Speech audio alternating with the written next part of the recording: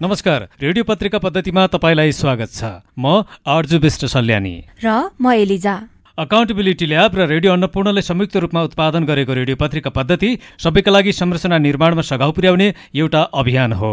सक्रिय नागरिक, जिम्मेवार नेतृत्व अनि जवाफदेही संरचना निर्माणमा केन्द्रित रहेर हामी यो कार्यक्रम तयार पार्छौं। आज कार्यक्रमको दोस्रो अङ्क रेडियो पत्रिका पद्धति तपाईले हरेक आइतबार बिहान 8:30 बजेदेखि 9 बजेसम्म रेडियो अन्नपूर्णबाट सुन्न सक्नुहुनेछ। यो कार्यक्रमको पुनः प्रसारण तपाईले मंगलबार बेलुकी 7:15 देखि 7:45 बजेसम्म सुन्न सक्नुहुनेछ।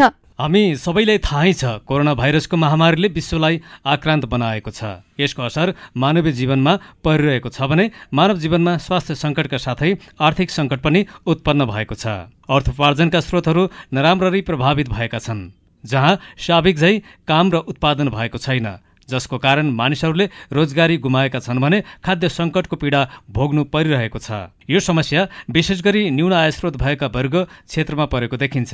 कोरोनाबाट नेपाल पनि प्रभावित भएको छ। कोरोना महामारी र त्यसबाट उत्पन्न अवस्थाले हरेक क्षेत्रहरू प्रभावित भएका छन्। नागरिकको दैनिक खानपानमा समेत समस्या पैदा भएको छ। नागरिकको आशा छिटो कोरोनाबाट मुक्ति हुने दिन कहिले आउला भनेर पर्खिनुको विकल्प छैन। नागरिकले आफ्नो कर्तव्यलाई पनि नभुलेर सरकारले घोषणा गरेका स्वास्थ्य सुरक्षाको मापदण्डलाई पालना गरी सुरक्षित तौरले रहनुको विकल्प छैन।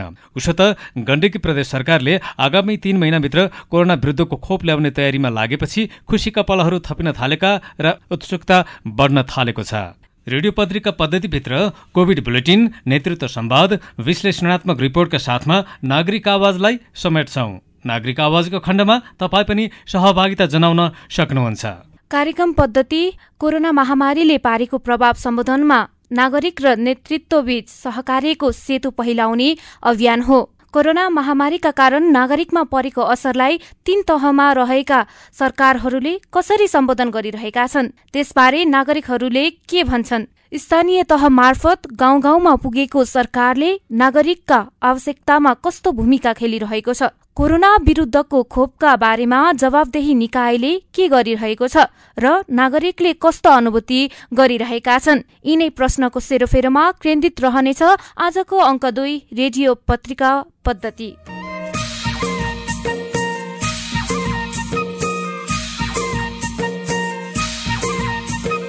आज कार्यक्रमको दोस्रो अङ्क। आजको अङ्कमा हामीले कोरोना महामारीको रोकथामका लागि कोरोना खोपका बारेमा गण्डकी प्रदेशमा सरकारले गरिरहेका पहलका बारेमा केन्द्रित गरेका छौं। अहिले विभिन्न देशले कोरोना विरुद्धको खोप लगाउन सुरु गरिसकेका छन्। खोपको विकाससँगै नागरिकको दैनिक जीवनशैली चलायमान हुन थालेको छ भने गण्डकी प्रदेश सरकारले आगामी 3 महिनामा कोरोना विरुद्धको खोप लगाउन सुरु गर्ने तयारी गरिसकेको छ। यसका लागि पोखरा स्वास्थ्य विज्ञान प्रतिष्ठानमा रहेको ल्याबमा भण्डारणको क्षमता विस्तारको काम हुन थालेको छ। सरकारले नेपालमा खोप आएपछि कुल जनसङ्ख्याको 72% अर्थात् 2 करोड 16 लाखलाई प्राथमिकतामा राखेको छ। पहिलो चरणमा अग्रभागमा रहेर काम गरिरहेका स्वास्थ्यकर्मी उपचार व्यवस्थापनमा खटिएकाहरू रहेका छन्। उनीहरू 9,11,000ले लगाउनेछन्। दोस्रो चरणमा ज्येष्ठ नागरिक 55 वर्ष माथिका दीर्घ रोगी करिब 51 लाख। तेस्रो चरणमा 40 वर्षदेखि 54 वर्ष उमेर समूहका करिब 9 लाख र अन्तिम चरणमा 15 वर्षमाथि 35 वर्ष उमेर समूहका 1 करोड 27 लाख अर्थात् 42% मानिसलाई खोप लगाउने भनिएको छ।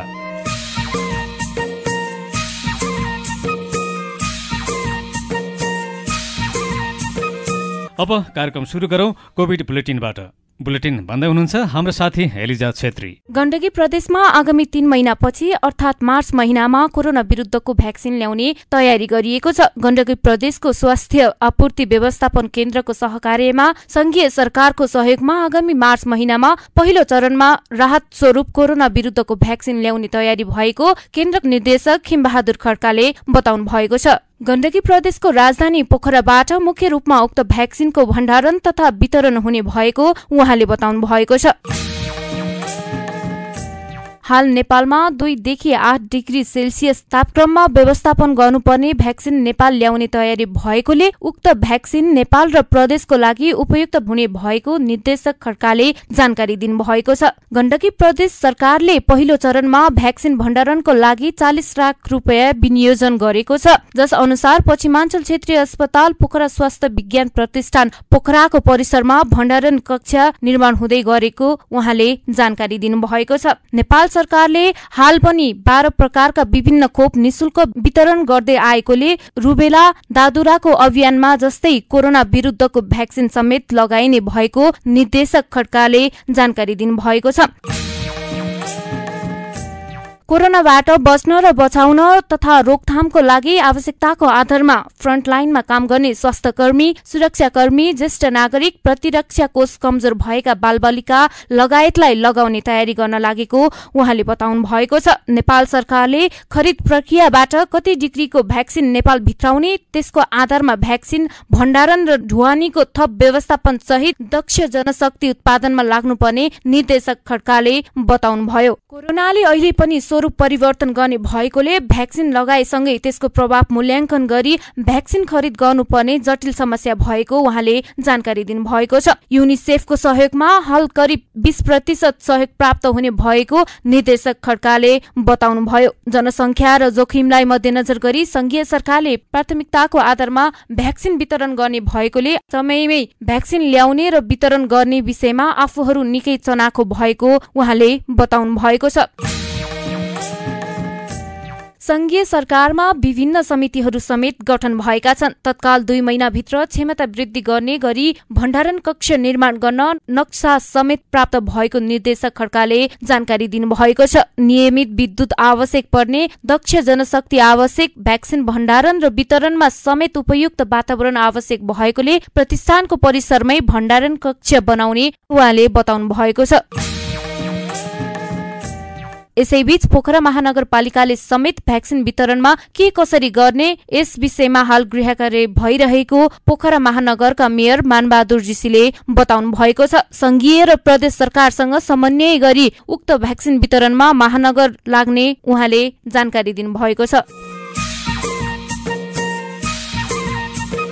कोभिड बुलेटिनपछि अब कार्यक्रममा पालो रिपोर्टको। प्रदेश सरकारले कोरोनाको खोप ल्याउने तयारी गरेपछि जनमानसमा उत्सुकता थपिएको छ। कोरोनाको खोपको बारेमा हाम्रो साथी सन्तोष बस्यालले तयार पारेको यो रिपोर्ट सुनाऊ।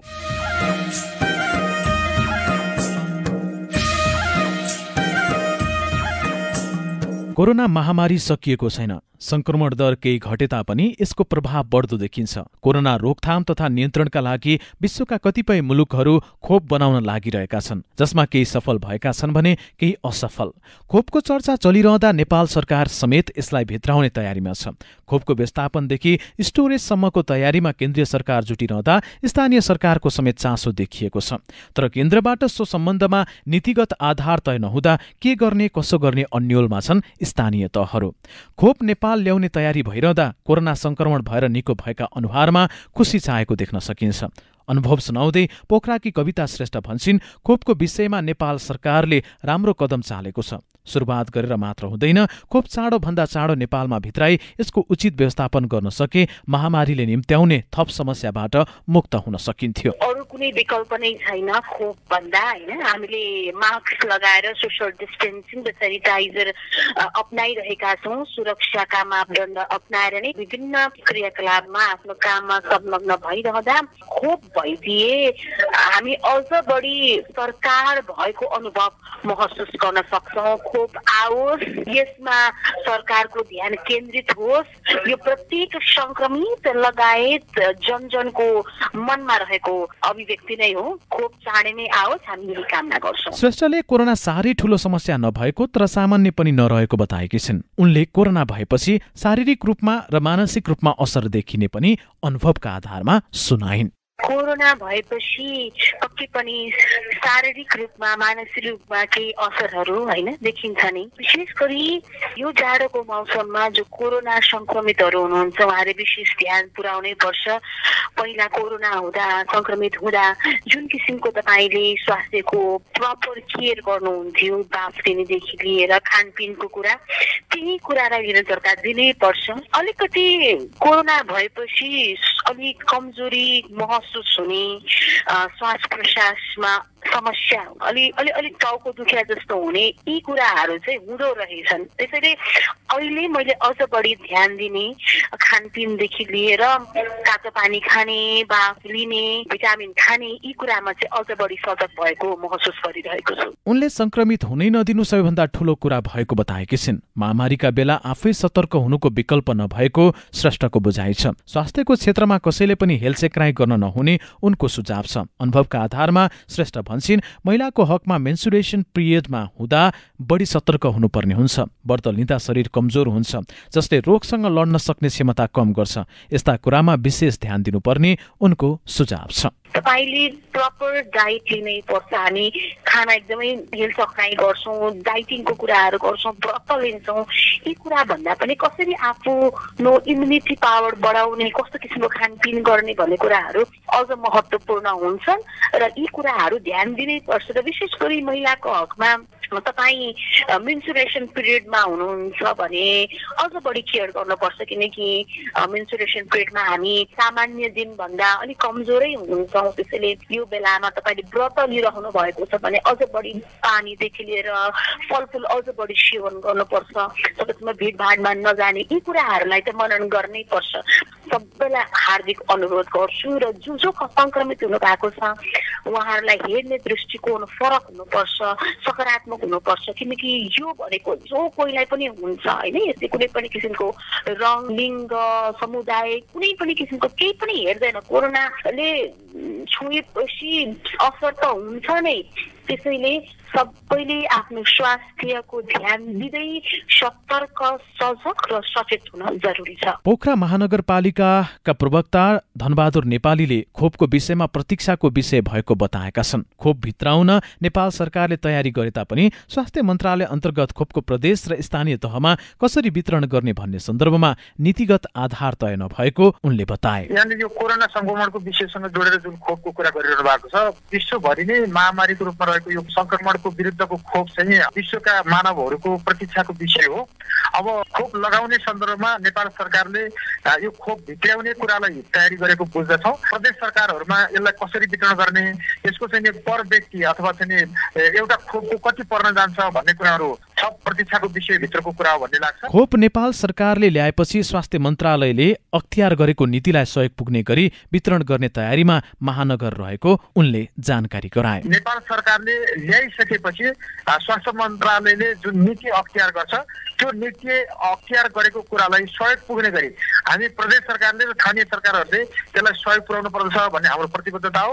र त्यसलाई वितरण प्रणालीलाई कसरी सन्तुलित बनाउने भन्ने विषय अर्को कुरा हो भने यो खोप वितरण गर्नका लागि तयारी हुनुपर्छ भन्ने हाम्रो मानसिकता हो। सोही अनुरूप हामी लाग्नेछौँ भन्ने हाम्रो प्रतिबद्धता। प्रवक्ता नेपालीले खोप आइसकेपछि लागत हेरेर आवश्यकताका आधारमा सन्तुलित तरिकाले नागरिकलाई वितरण गरिने बताए। पैसा हुनेले मात्र भन्दा पनि कोरोना खोप आम सर्वसाधारण समक्ष सर्वसुलभ ढंगले वितरण गर्ने कुरामा हामी प्रतिबद्ध छौं उनले भने। लागत कति पर्न जान्छ, नेपालीहरूको वार्षिक जुन आम्दानीको दर छ त्यसलाई क्यारी गर्ने गरी यसको रेट हुन्छ कि औसत अलिकति अतिरिक्त रेट बढी बढ्छ भन्ने कुरामा फरक पर्ने भयो। तैपनि यसलाई पहुँचका आधारमा पैसा हुनेले मात्रै खोप लगाउने भन्नुभन्दा पनि यसको आवश्यकताको कुराका हिसाबले सन्तुलित तरिकाले नागरिकलाई सहज बनाउने कुरातिर नै हाम्रो ध्यान आकर्षण जान्छ। कति खोप आउँछ, दर रेट कति पर्छ भन्ने कुरा नै गर्वको भित्र कुरा भइरहेको हुनाले अहिले यसै भन्न सकिन्न, तर हामी तयारी रहनुपर्छ भन्ने हाम्रो ठन्डाइ हो। प्रवक्ता नेपालीले खोपको विषयमा पोखरा महानगरले चनाखो भएर बुझ्न खोजेको बताएका छन्। खोप नेपालमा आइसकेपछि स्वास्थ्य मन्त्रालयले अपनाएको मापदण्ड अनुसार तयारी हुनुपर्ने अवस्थामा पछाडि नपर्ने विश्वास व्यक्त उनले गरेका छन्। हामी चनाखो भएर यसलाई हेरिरहेका छौँ, बुझिरहेका छौँ। जब नेपाल सरकारले ल्याइ पुर्याउँछ अनि स्वास्थ्य मन्त्रालयले अपनाएको मापदण्ड अनुसार हामी तयारी हुनुपर्ने अवस्थामा त हामी किन पछि पर्छौँ र। पोखरा जस्तो हरेक हिसाबले पर्यटकीय सहरको रूपमा पनि यो अर्को सहर भएको हुनाले यहाँ अन्तर्राष्ट्रिय मानिसहरू बढी आवाज जावत गर्ने ठाउँ पनि भएको हुनाले आवश्यकताको हिसाबले हामी झन् धेरै आवश्यकता फर्केको महसुस गर्दछौँ। खोपको विषयमा विश्लेषक विश्व सिग्देल भने फरक धारणा राख्छन्। उनले नेपालमा खोप आउँदैछ भन्ने कुरा झुट भएको उल्लेख गरेका छन्। यो खोप ल्याउँदैछ, तयारी गर्दैछ भन्ने कुरो नितान्त 100% झुट हो। सरकारले के चाहेको छ भन्दाखेरि एउटा कोभ्याक्स भन्ने प्रोग्राम अन्तर्गत गरिब देशहरूलाई 20% टोटल जनसङ्ख्याको 20% निःशुल्क भ्याक्सिन दिँदैछ र र त्यही निशुल्क भ्याक्सिनले जस लिउँला भन्ने सरकारको दृष्टता हो। तर उनीहरूले के बुझेनन् भन्दाखेरि यो सम्पूर्ण प्रक्रियाहरू पूरा गरेर त्यो कोभ्याक्स आउनलाई अझै पनि 6 महिना भन्दा बढी प्रतीक्षा गर्नुपर्छ। 12-15 वटा कम्पनीले भ्याक्सिन उत्पादन गर्दैछन्। उनीहरूको टोटल क्षमताले उत्पादन गरे पनि सम्पूर्ण जनतालाई भ्याक्सिन पुर्याउन 1 वर्ष लाग्ने सिग्देलले बताए। उनले भने कतिपय पश्चिमेली देशहरूले जनसङ्ख्या भन्दा 5 गुणा बढी बुकिङ गरिसकेका छन्, जबकि दर्जन भन्दा बढी देशहरूले चाहिँ त्यो भ्याक्सिन लगाइराखेका छन्। नयाँ वर्षबाट 2 दर्जन भन्दा बढी देशहरूले चाहिँ भ्याक्सिनको सुरुवात गर्दैछन्। हाम्रो नजिकै भारतले पनि सुरु गर्दैछ। यसकारण तपाईँ यसरी बुझ्नुहोस्, अहिले टोटल क्षमता जुन 12-15 वटा जुन कम्पनीहरूले चाहिँ भ्याक्सिन उत्पादन गर्दैछन्, कुनै अन्तिम चरणमा छन्, कुनै उत्पादन गरिसकेका छन्, तिनीहरूको टोटल क्षमताले उत्पादन गर्यो भने पनि सम्पूर्ण जनतालाई त्यो भ्याक्सिन पुर्याउनुको निमित्त 1 वर्ष लाग्छ। र कतिपय पश्चिमी देशहरूले सामान्य तपाईँलाई उदाहरण दिन्छु म, क्यानाडाले आफ्नो जनसङ्ख्या भन्दा 5 गुणा बढी बुकिङ गरिसकेका छ, पैसा तिरिसकेका छ। युरोपले अनि त्यसपछि अमेरिकाले आफ्नो आवश्यकता भन्दा 5 गुणा बढी पैसा तिरेर बुक गरिसकेका छ। अब हामीले अब बजारमा गएर भ्याक्सिन किनेर जनतालाई दिउँला भन्ने कुरो त्यो 100% झुटो हो। र कोभ्याक्सबाट आउने भन्ने जुन प्रोग्राम हो 20% गरिब देशहरूलाई निःशुल्क दिने भन्ने कुरा हो, त्यसको प्रक्रिया सुरु गर्नुको निमित्त पनि न्यूनतम मैले त्यो बारेमा कोभ्याक्सको प्रक्रियाको बारेमा 6 महिना लाग्दैछ। यसकारण अरू चाहिँ नि भ्याक्सिन लगाएर चाहिँ नि नयाँ जीवन सुरु गर्दैछन्, हामी चाहिँ नि मृत्युको प्रतीक्षा गरेर बस्ने। कार्यक्रममा अब नेतृत्व संवाद।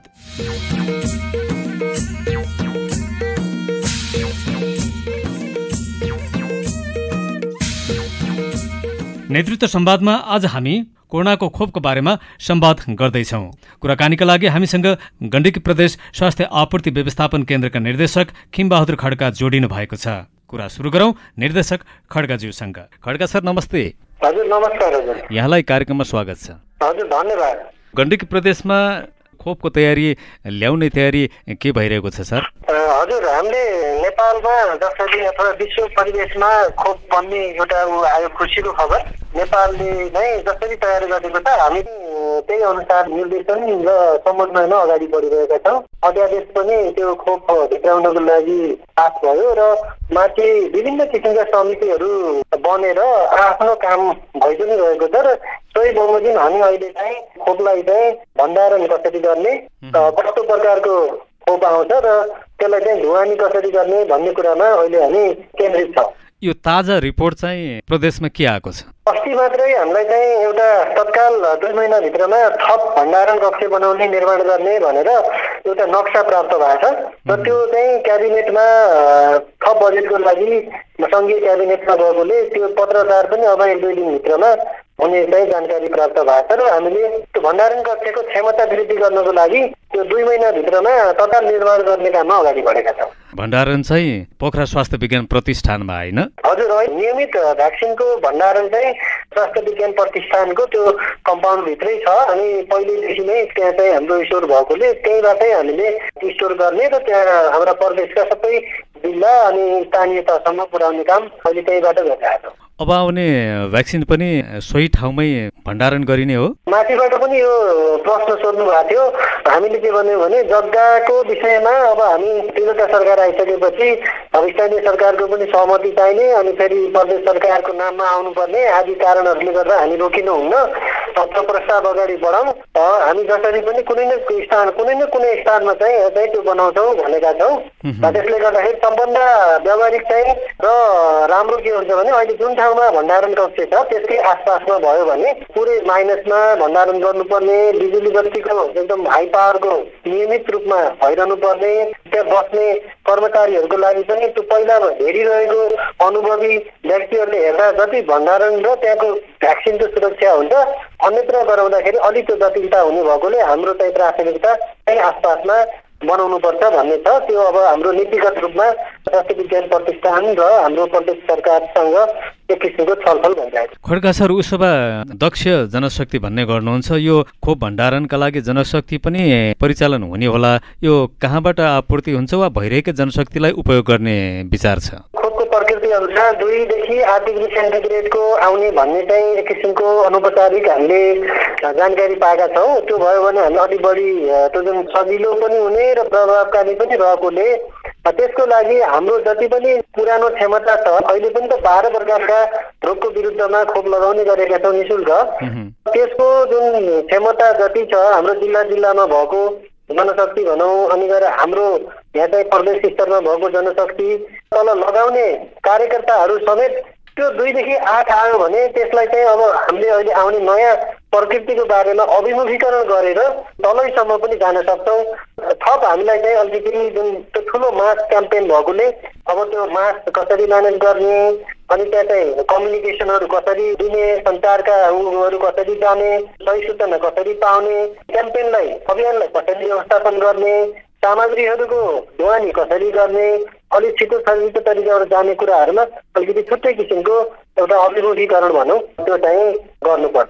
भनेपछि अब त आउने भइहाल्यो, यो कहिले आउँछ भन्ने मात्रै कुरा हो। उसो भए सर, प्रदेशमा चाहिँ कहिलेसम्म ल्याउन सकिएला? अहिलेसम्म प्राप्त जानकारी अनुसार यो कोभ्याक्सको पहिलो चरणमा आउने खोप चाहिँ जनवरी भयो, जनवरी, फेब्रुअरी, मार्च, यो 3 महिनाभित्रमा उहाँहरूले दिने चाहिँ हाम्रो जुन एउटा त्यो राहत स्वरूप लिन्छ त्यो भ्याक्सिन चाहिँ 3 मार्चमा आइपुग्ने भन्ने चाहिँ जानकारी प्राप्त छ। यो राहत सँगसँगै अब पहिलो चरण, दोस्रो चरण, तेस्रो चरण गर्दै लगाइने होला हैन? त्यसपछि समाजमा जाने होला। त्यहाँसम्म ल्याइ पुर्याउनको लागि कति समय लाग्छ? अब त्यो मैले अहिले टक्क मैले मात्रै भन्न सकिनँ। कति सङ्ख्यामा चाहिँ उत्पादन गर्ने कम्पनीले उत्पादन गर्न सक्छ र हाम्रो देशले कति चाहिँ त्यसलाई व्यवस्थापन गर्न सक्छ भन्ने कुराहरू पनि छन्। खर्चकै हिसाबले चाहिँ त्यस्तो अप्ठ्यारो नपर्ला, किनभने माथि सरकारले नै बजेट पनि त्यो छुट्याइसकेको र त्यो प्रक्रियामा अगाडि बढेकोले र फेरि भ्याक्सिन हाम्रो यो सङ्घीयताकै उसमा पनि कुरा गर्दाखेरि भ्याक्सिन र भ्याक्सिन जन्य सामग्रीहरू सङ्घ सरकारले नै किनेर हामीलाई व्यवस्थापन गर्ने भन्ने चाहिँ एउटा व्यवस्था भएकोले अरू कुराबाट बजेटको व्यवस्थापन गरेर पनि भ्याक्सिन ल्याउने भन्ने चाहिँ कुराहरू हामीले सुनेका पनि छौँ। उत्पादन कम्पनीले उत्पादन गर्ने क्षमता र भ्याक्सिनको जुन इफिकेसी भन्छौँ नि हामीले, फेरि भोलि लगाएर पनि त्यसले कस्तो काम गर्छ, किनभने यो भाइरस त तपाईँको फेरि बेला बेलामा आफ्नो त्यो गुण प्रकृति फेरिरहने भाइरस पनि भनेर अहिले फेरि त्यो खबर आइरहेको छ नि। ती सबै कुराहरूलाई हाम्रो प्राविधिक समितिले चाहिँ हामीलाई दिएको सुझाव सल्लाह निर्देशन अनुसार आएको भ्याक्सिनलाई चाहिँ हामीले यहाँ चाहिँ डेलिभरी गर्न सक्छौँ।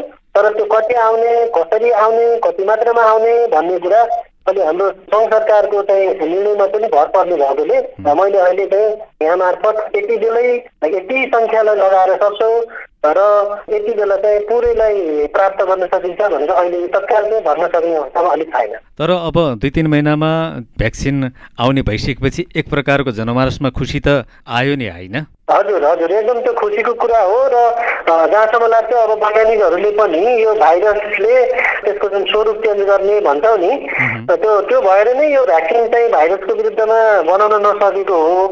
त्यस्तो किसिमको परिवर्तन हुँदै जाँदाखेरि त्यस्तै किसिमको परिवर्तित खोपहरू पनि आउलान् र हाम्रो जस्तै गरिब मुलुकहरूले पनि त्यसलाई चाहिँ ल्याउन सकिन्छ भन्ने चाहिँ एउटा आशा चाहिँ पलाएको छ। भनेपछि यो खोपको व्यवस्थापनको काम गरिरहँदाखेरि खोपबाट कुनै किसिमको रिएक्सन भइहाल्यो भने त्यसको प्रतिकार प्रतिरक्षा कसरी गर्ने भनेर पनि छलफल भएको होला नि हैन?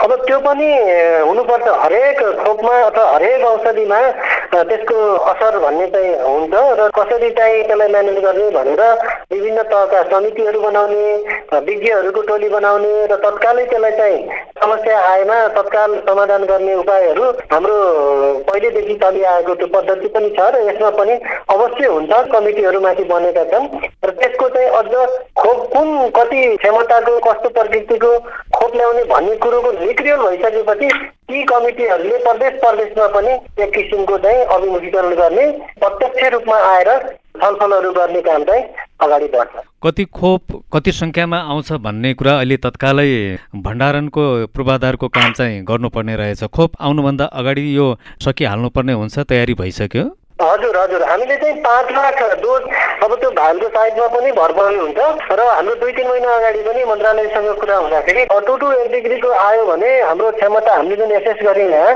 त्यही स्टोरको भण्डारण कक्षको क्षमता एसेस गर्दाखेरि र केही मान्छेहरू थप्यो भने त्यो भण्डारणमा अलिकति कोही आउने कोही जाने भएकोले कुनै जिल्लामा केही मान्छेहरू पनि आवश्यक पर्छ भनेर हामी चाहिँ युनिसेफलाई पनि रिक्वेस्ट गरिसकेका छौँ युनिसेफले पनि केही सहयोग गर्ने र हामीले पनि आन्तरिक व्यवस्थापनमा फ्रिजहरू थप गर्ने अनि त्यो ठाउँको व्यवस्थापन गर्ने 2-3 महिना अगाडिदेखि नै यसलाई अलिकति चासोको विषय वस्तुको रूपमा लिएर अगाडि बढेको छ। प्रदेशले कति संख्यासम्मको हामीले यो खोप भण्डारण गर्न सक्षम छौँ भन्न सकिन्छ सर? हामीले चाहिँ हाम्रो यो हेडक्वार्टरमा चाहिँ 5 लाख डोजसम्म चाहिँ राख्न सक्ने लक्ष्य लिएर अगाडि बढेका छौँ। जिल्लामा भएको स्टोरको क्षमता अनुसार ती स्टोरहरूलाई पनि परिचालन गरेर हामी चाहिँ त्यो गर्न सक्छौँ। उसो भए अब खोप 3 महिना जतिमा आउने भयो होइन? हजुर, यहाँ चाहिँ जो नेपाल चाहिँ भित्रिन्छ। खोपको वितरण चाहिँ कस्तो योजना छ सर यो वितरणको? अब त्यो सङ्घ सरकारले नै गर्छ। अब प्रदेशमा जसरी हाम्रो यो पिसिआरको एक्सपेन्सन भयो अनि अरू यो किटहरूको भयो, त्यसै गरी अब प्रदेशको जुन पपुलेसन र त्यहाँ जोखिमलाई चाहिँ हेरेर यसको चाहिँ वितरण हुने गर्छ।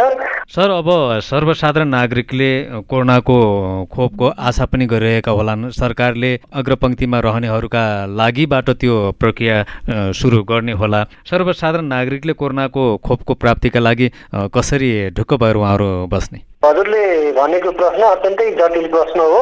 भ्याक्सिन जब हामीलाई एकदम हाइली इफेक्टिभ भ्याक्सिन नेपालमा आउँछ, आइसकेपछि जुन एउटा जोखिम प्राप्त समुदायबाट यो सुरु हुन्छ, यो रणनीतिक रूपमा नै अगाडि बढ्छ। यहाँले भने जस्तै स्वास्थ्य कर्मी होला, अलि ज्येष्ठ नागरिकहरू जोखिममा जो चाहिँ अहिले जोखिममा परेको देखिएको छ उहाँहरूलाई लगाउनु पर्ने होला। अनि त्यसपछि त्यो जुन एउटा स्ट्राटेजिक डिसिजनबाटै निर्णयहरू गरेर नै हामी अगाडि बढ्छौँ। भित्रिसकेपछि व्यवस्थित तरिकाले नै राम्रो असर देखिने गरी अगाडि बढ्छ। जसलाई चाहिने हो उसलाई दिनु नै पर्यो। रक्षात्मक शक्ति भएको समूह छ उसलाई चाहिँ बिस्तारै पछि कभरेज गर्दै जाने चाहिँ रणनीति रहन्छ। अब यसरी बुझौँ, अब हामी भ्याक्सिन लगाउने प्रक्रियामा गइसकेका छौँ। 3 महिना भन्नुभयो, केही सकारात्मक सङ्केतहरू? हजुर, सुरुवात चाहिँ हुन्छ र हामी बिस्तारै अगाडि बढ्छौँ। नहुनुभन्दा धेरै सुधार भएको देख्न पाइने छ होइन? हजुर हजुर। हस् सर, यो कुराकानीका लागि धेरै धेरै धन्यवाद छ तपाईँलाई। हजुरलाई पनि धेरै धेरै धन्यवाद। यो धेरै चासोको विषयवस्तु र त्यही क्षेत्रमा काम गर्ने मान्छेलाई जनमानसमा पनि यस्तो रहेछ भन्ने कुरा यहाँले चाहिँ सुनाउनु भयो, सूचित गर्ने मौका दिनुभयो। यहाँलाई पनि धेरै धेरै धन्यवाद। उहाँ हुनुहुन्थ्यो गण्डकी प्रदेश स्वास्थ्य आपूर्ति व्यवस्थापन केन्द्रका निर्देशक खिमबहादुर खड्काज्यू। कार्यक्रममा अब नागरिकहरूको आवाजको पालो। यो खण्डमा हामी नागरिकका आवाजलाई समेट्ने गर्छौं।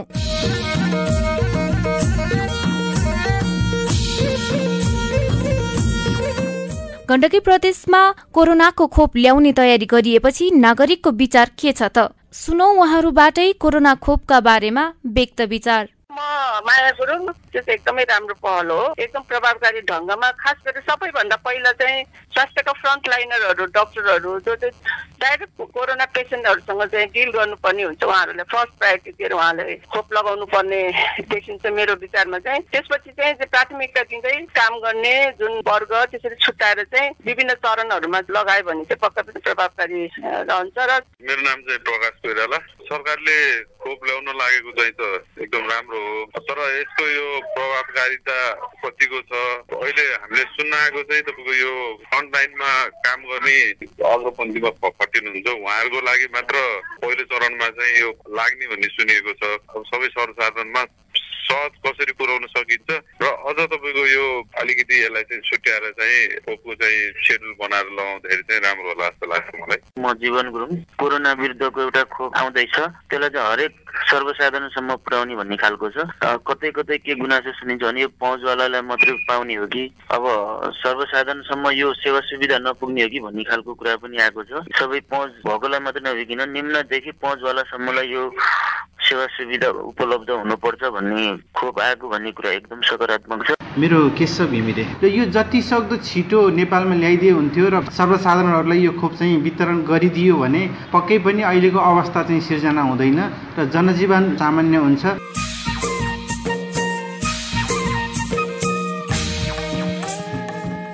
रेडियो पत्रिका पद्धतिको उत्पादन र प्रसारण अमेरिकी जनताको सहयोगबाट सम्भव भएको हो। यो कार्यक्रम युएसएआईडीको सहयोग तथा इन्डियाको वित्तीय र प्राविधिक सहयोगमा अकाउन्टेबिलिटी ल्याब र रेडियो अन्नपूर्णले संयुक्त रूपमा तयार पारेको कार्यक्रम हो।